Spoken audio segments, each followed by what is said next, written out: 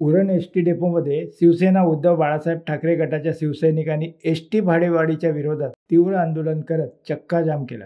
शिवसैनिकांनी सरकार विरोधात जोरदार घोषणाबाजी करत ही भाडेवाढ तात्काळ मागे घेण्याची मागणी केली आहे।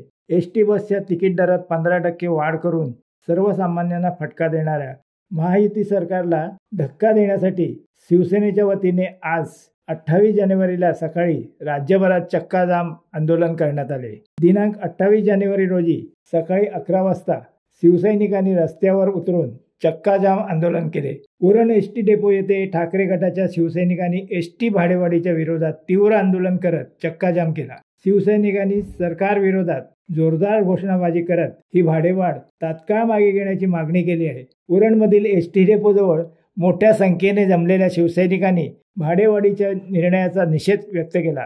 शिवसैनिक आपल्या मागण्यांवर ठाम आहेत। यावेळी पोलीस बंदोबस्त तैनात करण्यात आला होता। जर सरकारने भाडेवाढ रद्द केली नाही तर हे आंदोलन अधिक तीव्र केले जाईल। सदर आंदोलनास शिवसेना जिल्हा प्रमुख आणि माजी आमदार मनोहर भोईर, उपजिल्हा प्रमुख नरेश रहाळकर, उरण तालुका प्रमुख संतोष ठाकूर, दीपक भोईर, सूर्यकांत धरणे, रुपेश पाटील, SK पुरी, चेतन गायकवाड, उपजिल्हा प्रमुख सौ ममता पाटील, मनीष ठाकूर, अमिता थडी सह असंख्य शिवसैनिक, महिला पदाधिकारी उपस्थित होते। शिवसत्ता टाइम्ससाठी प्रवीण पाटील, उरण।